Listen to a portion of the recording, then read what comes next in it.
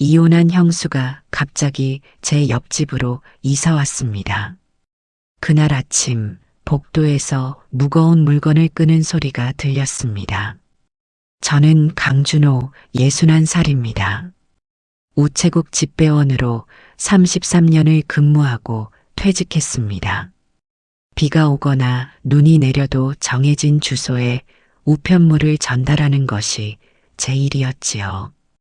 퇴직한 뒤에는 아내 미연과 오래된 아파트에서 조용히 지냈습니다. 아침이면 단지 화단을 한 바퀴 돌았습니다.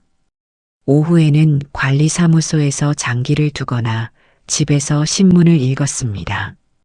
큰 변화가 없는 생활이 편했습니다. 제게는 5살 위의 형 성우가 있습니다. 아버지가 일찍 세상을 떠난 뒤 형은 집안의 가장이 되었습니다. 학교를 그만두고 철물점에서 일하며 제 학비와 어머니 약값을 책임졌습니다. 제가 취직한 뒤 돈을 갚겠다고 했을 때 형은 제 등을 두드렸습니다. 형제끼리 뭘 갚아? 너나 잘 살아. 그 말을 저는 평생 잊지 못했습니다.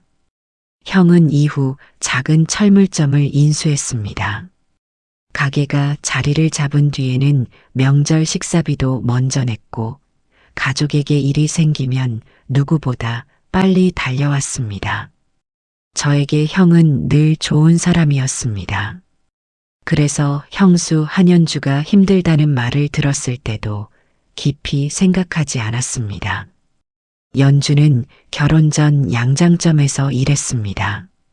손재주가 좋아 동네 사람들의 옷을 자주 고쳐주었다고 했습니다. 결혼한 뒤에는 형의 철물점 일을 도왔습니다. 시어머니를 모셨고 명절이면 새벽부터 음식을 준비했습니다. 형이 목소리를 높여도 연주는 조용히 웃었습니다. 저는 그것이 두 사람의 살아가는 방식이라고 생각했습니다. 몇 년 전부터 조카 하은이가 아버지 때문에 어머니가 힘들다고 말한 적이 있었습니다. 삼촌, 아버지가 엄마 통장까지 다 관리해요. 부부끼리 알아서 할 일이겠지. 저는 그렇게 대답했습니다. 형이 저를 위해 희생한 사람이라는 기억이 너무 컸습니다. 제게 좋은 형이니 가정에서도 나쁜 사람일 리 없다고 믿었지요. 결국 형과 연주는 34년의 결혼 생활을 끝냈습니다. 형은 가족들에게 연주가 사업이 어려워지자 재산을 챙겨 떠났다고 했습니다. 사람이 힘들 때 본색이 나오는 거야.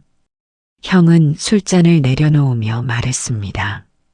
연주는 아무런 해명도 하지 않았습니다. 가족 모임에도 나오지 않았고 제 전화도 받지 않았습니다. 저는 형을 완전히 믿은 것은 아니었지만 연주의 사정을 직접 물어보지도 않았습니다. 그렇게 이혼한 지 석 달이 흘렀습니다. 옆집은 한 달 전부터 비어 있었습니다. 그날 아침 복도에서 상자 부딪히는 소리가 계속 들렸습니다. 저는 새 이웃에게 인사라도 하려고 현관문을 열었습니다. 복도에는 이삿짐 상자가 쌓여 있었습니다. 옷이 담긴 상자 3개와 작은 식탁, 낡은 여행 가방이 보였습니다. 그 사이에는 오래된 재봉틀 한 대가 놓여 있었습니다. 재봉틀 옆에 연주가 서 있었습니다. 형수님? 제 목소리에 연주가 천천히 고개를 들었습니다. 얼굴은 전보다 수척했습니다. 손에는 작은 열쇠 하나를 쥐고 있었습니다. 이제 형수 아니에요. 연주는 조용히 말했습니다. 저는 옆집 문과 연주를 번갈아 바라봤습니다. 여기로 이사 오신 겁니까? 네. 그런데 왜 하필 우리 옆집입니까? 연주의 표정이 굳었습니다. 잠시 뒤 제 뒤에서 미연이 나왔습니다. 아내는 놀라지도 않고 연주의 상자를 들어 올렸습니다. 우선 짐부터 옮겨요. 복도 막히겠어요.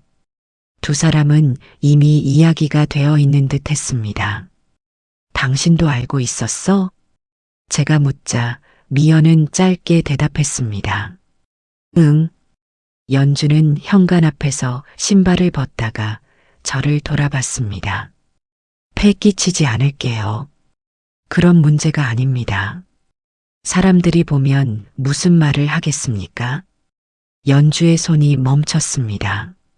미연이 상자를 내려놓고 저를 바라봤습니다. 사람들 말보다 연주 언니가 안전한 게 먼저예요. 안전이라는 말이 이상하게 들렸습니다. 단순히 살 집이 필요해서 온 것이 아니라는 뜻처럼 느껴졌습니다. 그날 밤 옆집 벽 너머에서 재봉틀 돌아가는 소리가 들렸습니다. 규칙적이던 소리가 갑자기 멈췄습니다. 잠시 뒤 복도에서 무언가 떨어지는 소리가 났습니다. 저는 현관문을 열었습니다. 옆집 문 앞에 연주가 서 있었습니다. 휴대전화를 쥔 손이 떨리고 있었습니다. 화면에는 형의 이름이 떠 있었습니다. 연주는 전화를 받지 않은 채 저를 바라봤습니다. 그 사람이 제가 여기 있는 걸 알아낸 것 같아요. 그 순간 저는 깨달았습니다. 연주가 제 옆집으로 이사 온 것은 새로운 삶을 시작하기 위해서만은 아니었습니다. 누군가에게서 도망치기 위해서였습니다. 연주의 휴대전화는 한참 동안 울렸습니다. 화면에는 형 성우의 이름이 떠 있었습니다. 연주는 전화를 받지 못한 채 복도에 서 있었습니다. 받지 않으실 겁니까? 제가 묻자 연주는 휴대전화를 뒤집어 쥐었습니다. 받으면 어디 있는지부터 물을 거예요. 형은 이미 여기를 안다고 했잖아요. 확실한 건 아니에요. 연주의 목소리는 작았습니다. 그 사람은 겁을 주려고 아는 척할 때가 많아요. 미연이 연주를 옆집 안으로 데리고 들어갔습니다. 저는 그날 밤 아내와 마주 앉았습니다. 식탁 위에 있던 차는 식어 있었습니다. 언제부터 알고 있었어? 반년쯤 됐어요. 왜 나한테 말하지 않았어? 미연은 곧바로 대답하지 않았습니다. 서랍에서 휴대전화를 꺼내 사진 몇 장을 보여주었습니다. 연주의 팔에 검붉은 멍이 남아 있었습니다. 손목에는 손가락 자국처럼 보이는 흔적도 있었습니다. 다음 화면에는 대출 독촉 문자가 있었습니다. 채무자의 이름은 한연주였습니다. 연주 언니는 이런 대출을 받은 적이 없대요. 형이 했다는 거야? 언니 인감하고 신분증 사본을 썼대요. 저는 화면을 오래 바라봤습니다. 형이 그럴 리 없다는 말이 먼저 떠올랐습니다. 그러나 입 밖으로 내지는 못했습니다. 미연은 제 표정을 보고 씁쓸하게 웃었습니다. 봐요. 지금도 아주버님부터 믿고 싶잖아요. 확인을 해야지. 언니는 몇 년 동안 확인했어요. 미연의 목소리는 차분했습니다. 형은 철물점 수입과 연주의 월급을 모두 관리했습니다. 연주 명의로 대출을 받은 뒤에도 부부가 함께 갚아야 할 돈이라고 말했다고 했습니다. 연주가 이혼을 요구하자 형은 집과 가게로 찾아왔습니다. 딸 하은의 학교 앞까지 갔습니다. 그래서 옆집으로 데려온 거야? 혼자 있는 곳은 금방 찾아냈어요. 그래도 나한테는 말했어야지. 말했으면 연주 언니 이야기를 먼저 들었을까요? 저는 대답하지 못했습니다. 형이 제 등록금을 내던 손과 연주의 팔에 남은 멍이 동시에 떠올랐습니다. 다음 날 아침 옆집에서 재봉틀 소리가 들렸습니다. 연주는 작은 방 창가에 재봉틀을 놓았습니다. 오래 사용한 기계였지만 깨끗하게 닦여 있었습니다. 미연의 바지 밑단을 줄이고 제 작업복 지퍼도 고쳐주었습니다. 저녁에는 반찬통 하나가 우리 집 문 앞에 놓여 있었습니다. 형수님, 이런 건 안 주셔도 됩니다. 제가 돌려주자 연주는 두 손을 모았습니다. 많이 해서 그래요. 사람들이 이상하게 볼 수도 있습니다. 연주의 얼굴이 굳었습니다. 그렇겠네요. 그날 이후 반찬은 더 오지 않았습니다. 하지만 소문은 이미 시작되고 있었습니다. 엘리베이터에서 만난 이웃은 연주가 제 친척이냐고 물었습니다. 관리사무소 앞에서는 누군가 우리 집과 옆집을 번갈아 바라봤습니다. 며칠 뒤 누나 명희에게 전화가 왔습니다. 연주가 내 옆집에 산다는 게 사실이니? 잠깐 머무는 거야. 세상에 집이 거기밖에 없어? 미연이가 도와준 일이야. 누나는 한숨을 내쉬었습니다. 성우는 너희가 이혼 전부터 연락했다고 하던데. 형 말만 듣지 마. 그럼 왜 연주는 아무 말도 안 해? 저는 전화를 끊고도 마음이 무거웠습니다. 연주가 침묵할수록 형의 말은 사실처럼 퍼졌습니다. 저는 형에게 직접 전화했습니다. 이상한 소문 그만 퍼뜨려. 형은 낮게 웃었습니다. 이상한 소문이 아니라 이상한 상황이지. 연주는 미연이가 데려왔어. 내 마누라까지 한편이었구나. 형이 찾아다니니까 그런 거잖아. 전화기 넘어가 잠시 조용해졌습니다. 내 아내였던 사람이야. 내가 알아서 해. 이혼했어. 제 말에 형의 목소리가 차가워졌습니다. 서류 한 장 썼다고 남이 되는 줄 알아? 통화가 끝난 뒤 저는 한동안 휴대전화를 내려놓지 못했습니다. 형은 여전히 연주를 자신의 사람으로 생각하고 있었습니다. 그날 저녁 연주가 찾아왔습니다. 제가 다른 곳으로 갈게요. 갑자기 왜요? 저 때문에 두 분까지 이상한 말을 듣잖아요. 미연이 단호하게 말했습니다. 잘못한 사람이 떠나야지. 왜 언니가 또 도망가요? 연주는 고개를 숙였습니다. 저는 쉽게 붙잡지 못했습니다. 연주가 떠나면 소문도 형과의 갈등도 끝날 것 같았습니다. 그러나 그것은 제가 편해지는 방법일 뿐이었습니다. 며칠 뒤 비가 세차게 내리던 밤이었습니다. 현관문을 두드리는 소리가 들렸습니다. 문을 열자 연주가 잠옷 위에 가디건만 걸친 채 서 있었습니다. 맨발에는 빗물이 묻어 있었습니다. 무슨 일입니까? 연주는 뒤를 돌아봤습니다. 복도 끝에서 주먹으로 문을 두드리는 소리가 울렸습니다. 그 사람이 왔어요. 곧 형의 목소리가 들렸습니다. 연주야, 문 열어. 미연은 연주를 집 안으로 끌어들였습니다. 저는 복도로 나섰습니다. 형은 젖은 머리로 옆집 문 앞에 서 있었습니다. 한 손에는 술병이 든 비닐봉지를 들고 있었습니다. 형, 이 시간에 뭐 하는 거야? 형이 저를 노려봤습니다. 내가 왜 또 나와? 그 순간 저는 알았습니다. 이제는 형의 말만 듣고 중간에 서 있을 수 없었습니다. 누군가의 문 앞을 지킬 것인지 아니면 또다시 모른 척할 것인지 결정해야 했습니다. 형은 젖은 머리로 옆집 문 앞에 서 있었습니다. 비닐봉지 안에 술병이 부딪히며 작은 소리를 냈습니다. 복도 바닥에는 빗물이 길게 번져 있었습니다. 형, 일단 우리 집으로 들어가자. 저는 최대한 목소리를 낮췄습니다. 늦은 시간이었습니다.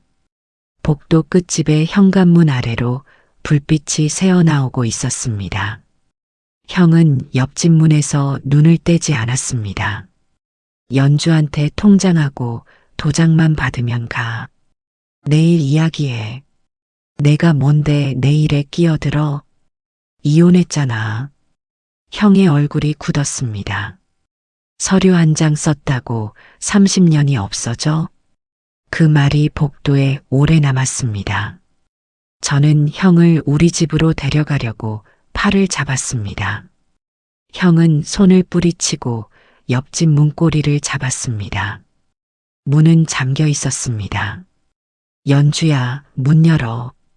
형이 주먹으로 문을 두드렸습니다.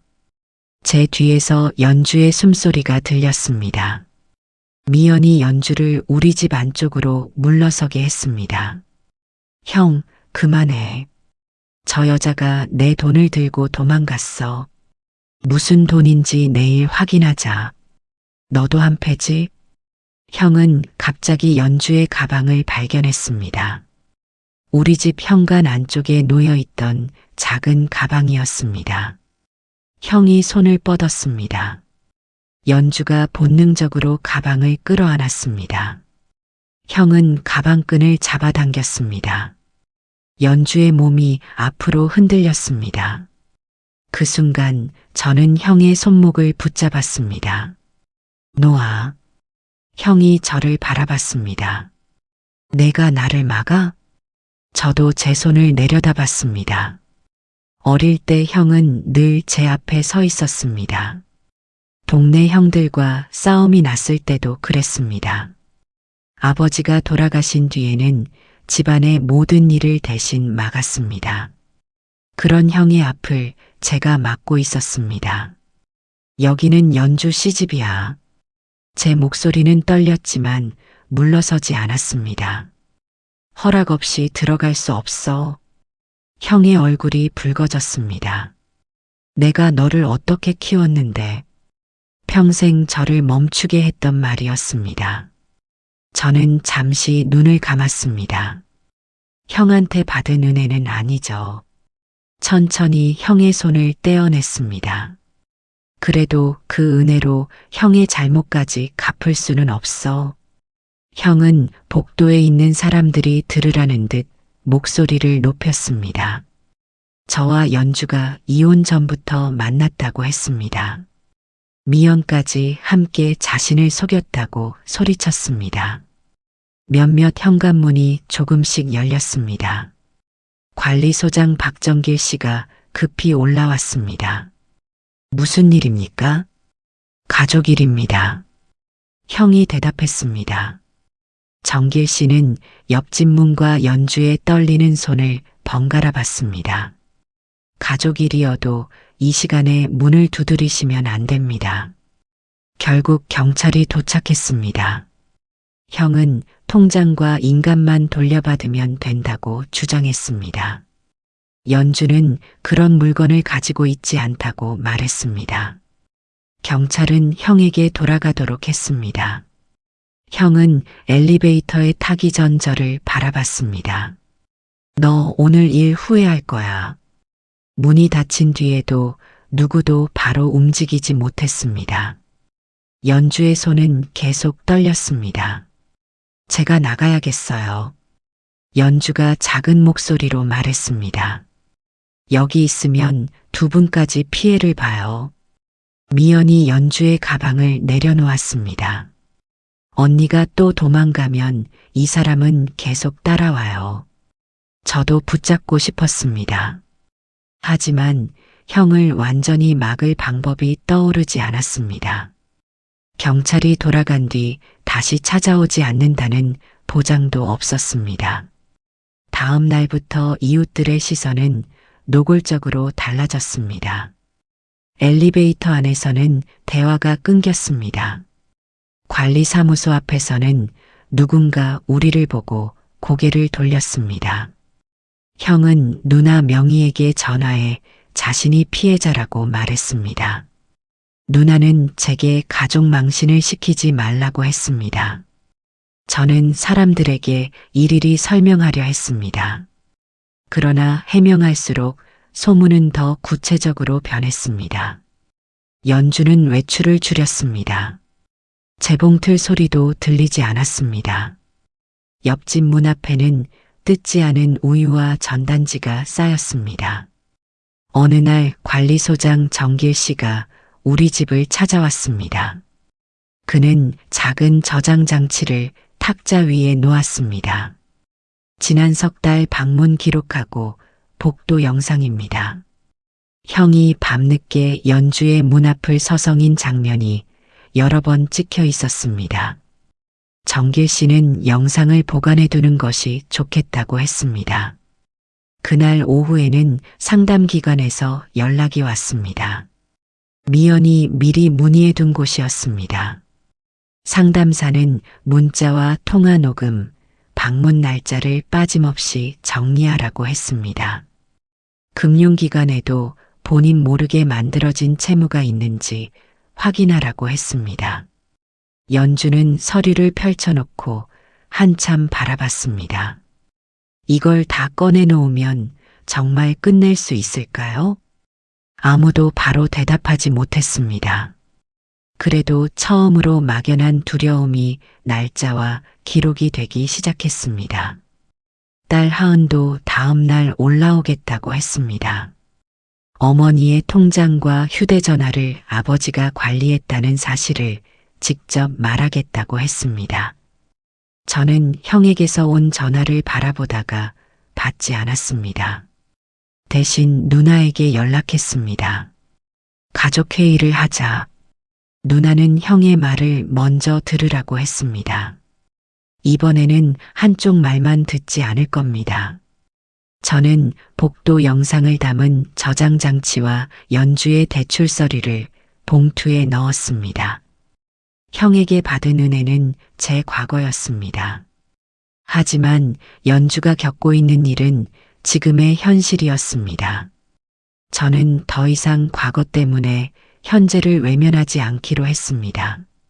가족회의에서 무슨 일이 생기더라도 이번에는 형의 체면보다 진실을 먼저 말할 생각이었습니다.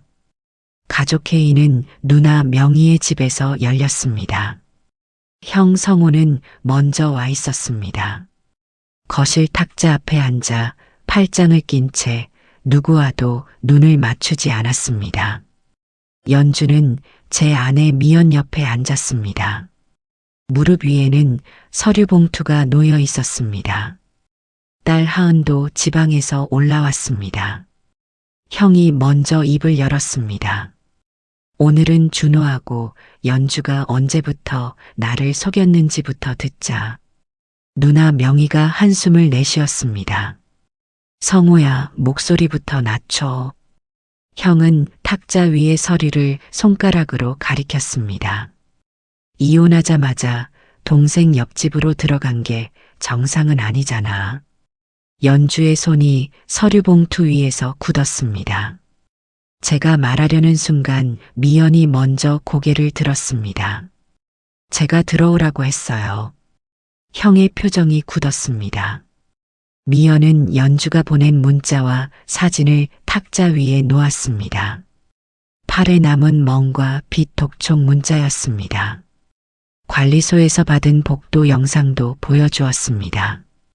형이 늦은 밤 옆집 문 앞을 서성이고 문고리를 잡아당기는 모습이 찍혀 있었습니다. 거실 안이 조용해졌습니다. 하은은 어머니의 통장 사본을 꺼냈습니다. 아버지가 엄마 통장하고 휴대전화를 계속 관리했어요. 가족 돈을 내가 관리한 게 뭐가 문제야? 형은 바로 받아쳤습니다. 하은의 입술이 떨렸습니다. 엄마 이름으로 대출받은 건요? 형은 대답하지 않았습니다. 연주가 서류 봉투를 열었습니다. 자신도 몰랐던 대출 내역과 인감 사용 기록이 나왔습니다. 이혼할 때 알리지 않은 채무도 있었습니다. 가족을 살리려고 한 일이야. 형의 목소리가 조금 낮아졌습니다. 연주는 한동안 서류만 바라봤습니다. 가족을 위해서였다면 제 이름을 몰래 쓰지 말았어야지요. 형은 연주를 노려봤습니다. 당신이 사업을 뭘 알아? 몰랐어요. 연주는 천천히 고개를 끄덕였습니다. 당신이 아무것도 말하지 않았으니까요. 명희는 사진과 서류를 다시 살폈습니다. 조금 전까지 연주를 의심하던 얼굴이 무거워졌습니다. 연주야. 누나의 목소리가 작아졌습니다. 나는 내가 성우 힘들 때 떠난 줄만 알았다. 연주는 바로 괜찮다고 하지 않았습니다. 그렇게 들으셨을 테니까요. 한쪽 말만 듣고 판단했다. 미안하다. 연주는 잠시 침묵한 뒤 고개를 숙였습니다. 이제라도 들어주셔서 고맙습니다. 형은 제게 시선을 돌렸습니다. 너도 저 여자 말을 믿는 거야? 저는 어린 시절의 형을 떠올렸습니다. 비에 젖은 작업복을 입고 제 등록금을 건네던 사람이었습니다.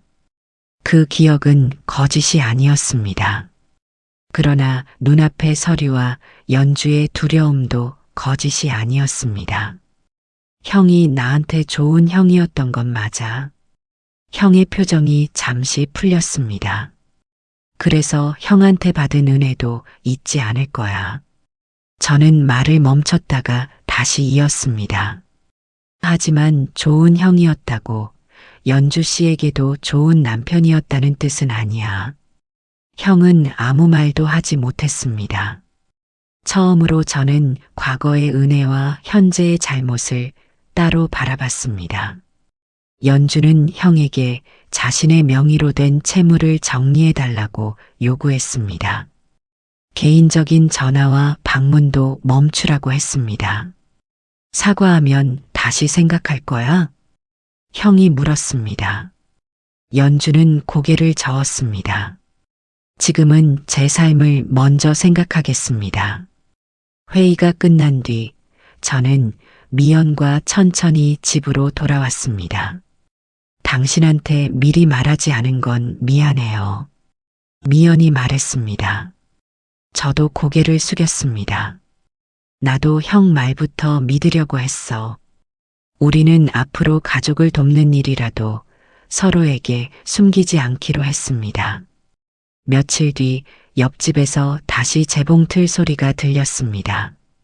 연주는 작은 방 창가에 수선 가격표를 붙였습니다. 첫 손님은 아래층에 사는 할머니였습니다. 바지 밑단 2벌을 줄여달라는 부탁이었습니다. 연주는 일을 마친 뒤 받은 돈을 자신의 통장에 넣었습니다. 입금 내역을 확인한 연주의 눈가가 붉어졌습니다. 이 돈은 제가 번 돈이에요. 미연이 웃었습니다. 앞으로 더 많이 벌게 될 거예요.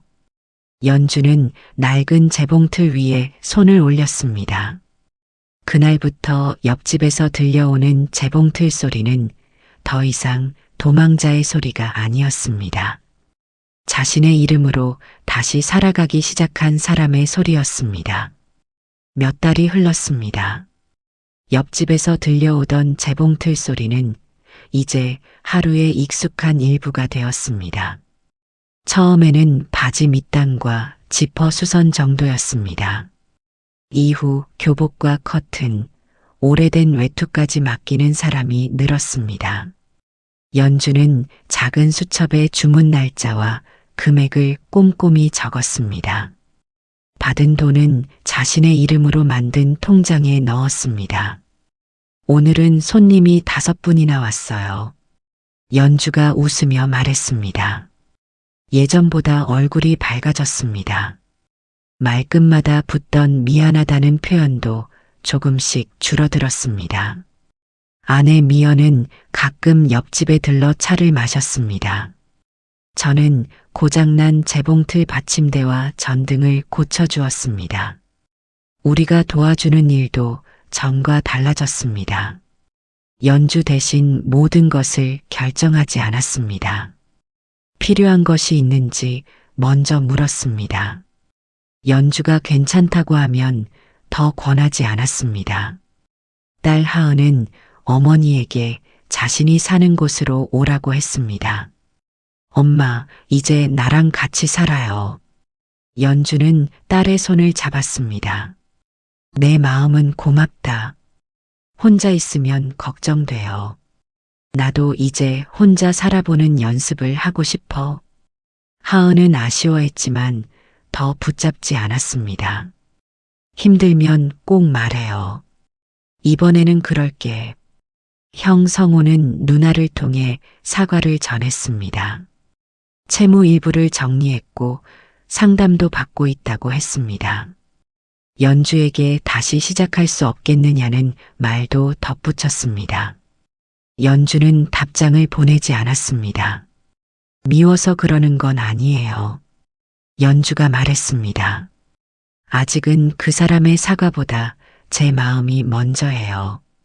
저도 형에게 연주를 재촉하지 말라고 했습니다. 예전에 저는 가족이 다시 모이면 모든 문제가 해결된다고 생각했습니다. 하지만 억지로 가까워지는 것이 화해는 아니었습니다. 서로의 경계를 인정하는 일도 관계를 정리하는 한 방법이었습니다. 누나 명희는 친척들에게 잘못 퍼진 소문을 바로잡았습니다. 연주가 재산을 챙겨 도망간 것이 아니며 제가 연주와 부적절한 관계였다는 말도 사실이 아니라고 직접 설명했습니다. 모든 사람이 바로 믿은 것은 아니었습니다. 그래도 우리는 더 이상 소문을 따라다니며 해명하지 않았습니다. 연주는 자신의 생활을 이어갔습니다. 그것이 가장 분명한 대답이었습니다. 어느 봄날 연주가 우리 집에 작은 떡 상자를 들고 왔습니다. 집을 구했어요. 미연이 놀라 연주를 바라봤습니다. 여기서 계속 지내도 되는데요. 알아요. 그런데 왜 이사해요? 연주는 창밖을 바라봤습니다. 여기는 숨으러 온 집이었어요. 잠시 뒤 미소를 지었습니다. 새 집은 제가 직접 골랐어요. 작은 빌라의 반지하가 아닌 2층 집이었습니다. 햇빛이 잘 들고 버스 정류장과 시장도 가까웠습니다. 재봉틀을 놓을 작은 방도 있었습니다. 이삿날 연주의 짐은 처음 왔을 때보다 많아져 있었습니다. 새로 산 식탁과 그릇이 있었습니다. 수선용실과 천도 여러 상자였습니다. 낡은 여행 가방 옆에는 작은 화분 하나가 놓여 있었습니다. 짐을 모두 실은 뒤 연주는 옆집 열쇠를 미연에게 건넸습니다. 두 분 옆에 있어서 버틸 수 있었어요. 미연은 연주의 손을 잡았습니다. 계속 여기 살아도 됐어요. 연주는 눈가를 닦으며 웃었습니다. 알아요. 그래서 이제 떠날 수 있는 거예요. 저는 연주에게 조심히 지내라고 말했습니다.